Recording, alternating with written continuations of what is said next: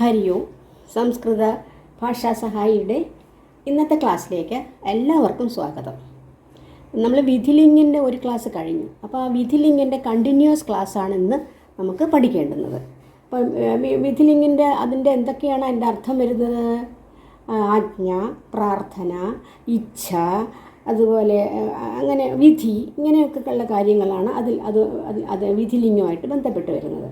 അപ്പോൾ നമുക്ക് ബാക്കിയുള്ളത് നോക്കാം. നോക്കൂ, അസുധാതുവാണ്. അസുധാതുവിൻ്റെ ലട്ട എങ്ങനെ വരും?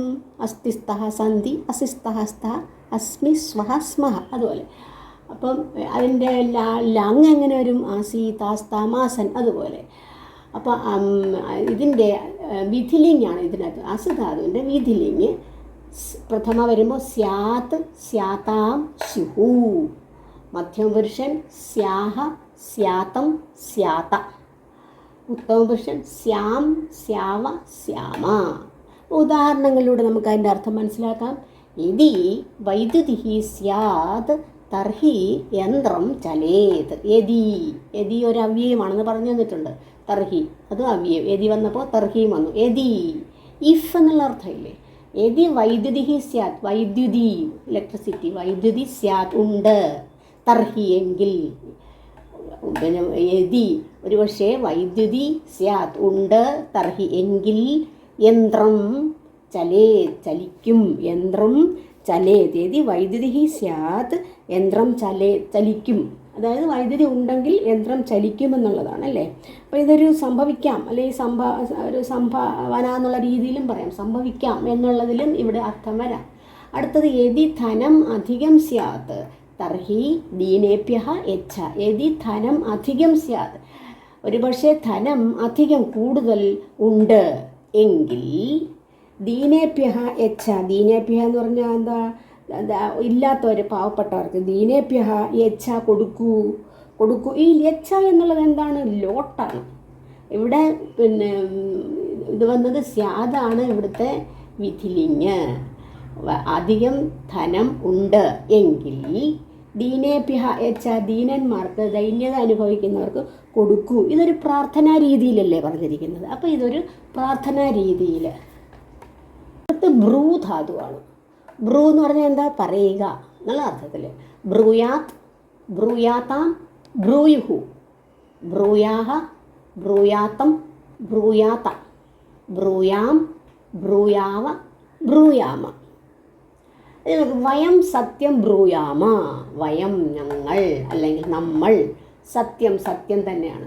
ബ്രൂയാമ പറയണം എന്ന് പറയുമ്പോൾ അതൊരു, നിങ്ങൾ അങ്ങനെ പറയണം, അതൊരു വിധിയാണ് അല്ലേ. അപ്പോൾ വിധിയെ കാണിക്കുന്നതാണ് ഇവിടുത്തെ ഈ ബ്രൂയാമ. വയം വന്നതുകൊണ്ടാണ് ബ്രൂയാമ. ഇവിടുത്തെ എന്താണ്? ബ്രൂയാമ. ബ്രൂയാം, ബ്രൂയാവ, ബ്രൂയാമ. അടുത്ത യദി തേ പ്രതിദിനം വ്യായാമം ആചരേയുഹു തർഹി ബലിഷ്ഠാഹ ഭവേയുഹു. ഇവിടെ രണ്ട് സ്ഥലത്ത് എന്ത് വന്നു? വിധിലിംഗാണ് വന്നിരിക്കുന്നത്.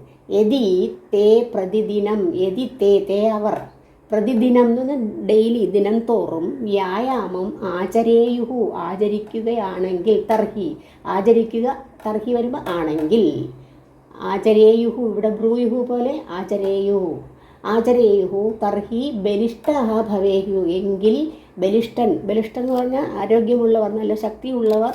ഇവിടെ ബഹുവചനമാണ്. ഭവേയുഹു, അത് ബ്രൂയുഹു പോലെ ഭവേയുഹു നേരത്തെ പറഞ്ഞതാണ്. ഭവേതാം ഭവേയുഹു എന്നുള്ളത്. അപ്പോൾ യദി തേ പ്രതിദിനം വ്യായാമം ആചരേയുഹു തർഹി ബലിഷ്ഠാഹ ഭവേയുഹു. ഇവിടെ രണ്ട് സ്ഥലത്തും എന്താണ്? വിധിലിംഗം. ഇവിടെ എന്താണ് കാണിക്കുന്നത്? ഇത് ഒരു വിധിയാണ് അല്ലേ. ഇവിടെ അതുപോലൊരു വിധിയാണ്. വയം സത്യം ബ്രൂയാമ, സത്യം പറയണം, അതൊരു വിധിയാണ്, അങ്ങനെ ചെയ്യണം എന്നുള്ളത്. അതുപോലെ ഇവിടെ പ്രതിദിനം വ്യായാമം ആചരേയുഹു, പ്രതിദിനം വ്യായാമം ചെയ്താൽ ബലിഷ്ഠാഹ ഭവേ, ബലിഷ്ഠരായി തീരും, അതും ഒരു വിധിയാണ്. ഇനി ഞാനിവിടെ കുറേ ധാതുക്കൾ കൊടുത്തിട്ടുണ്ട്. ഈ ധാതുക്കൾ നിങ്ങൾ നേരത്തെ പറഞ്ഞു തന്നതുപോലെ വിധിലിംഗ്, ഇതിൻ്റെ ഓരോന്നിനും വിധിലിംഗ് 3 എഴുതണം. പ്രഥമ പുരുഷൻ, മധ്യമപുരുഷൻ, ഉത്തമപുരുഷൻ, അങ്ങനെ എഴുതണം. ആദ്യം പാ ധാതുവാണ്. പാ എന്ന് പറഞ്ഞാൽ പിബ് എന്നും പറയാം, പിബ് എന്നും പറയാം. പാ എന്ന് പറഞ്ഞാൽ കുടിക്കുക എന്നുള്ള അർത്ഥം. പിബേത്താണ്. അത് മറ്റൊരു നോക്കി എഴുതുക. പിബേതാം, പിബേയുഹു. അതുപോലെ ഗമ് അല്ലെങ്കിൽ ഗച്ച്, പോകുക എന്നുള്ള അർത്ഥത്തിൽ. പത്ത് വീഴുക, പച്ച് കുക്ക് ചെയ്യുക, പഠിക്കുക അല്ലെങ്കിൽ വായിക്കുക, സ്ത അല്ലെങ്കിൽ തിഷ്ഠ നിൽക്കുക എന്നുള്ള അർത്ഥത്തിൽ. ദൃശ്യ കാണുക, അത് പശ്യെന്നും പറയാം, പശ്യേത്ത്. ലിഖ് ലിഖേത് എഴുതുക. ഇഷ് ഇച്ഛ് എന്നുള്ള അർത്ഥത്തിൽ, ഇച്ഛേത് ഇഷ് ഇഷ്ടം ഇഷ്ടം എന്നുള്ള അർത്ഥത്തിൽ. സ്പൃശ് സ്പർശിക്കുക തൊടുക. മില് മീറ്റ് ചെയ്യുക. നൃത്യം ചെയ്യുക. ഭക്ഷണം കഴിക്കുക. ഇത് ഇത്രയും നിങ്ങൾ മറ്റൊന്ന് നോക്കി വിധിലിംഗം എങ്ങനെയാണ് നമുക്ക് എഴുതേണ്ടതെന്ന് ഒന്ന് എഴുതി നോക്കുക. അപ്പോൾ നിങ്ങൾക്ക് നല്ലോണം ബാക്കി മനസ്സിലാകാൻ സാധിക്കും. അപ്പോൾ ഇന്നത്തെ ക്ലാസ് ഇവിടെ പൂർണ്ണമാകുകയാണ്. അടുത്ത ക്ലാസ്സിൽ കാണുന്നവരെ എല്ലാവർക്കും നന്ദി, നമസ്കാരം.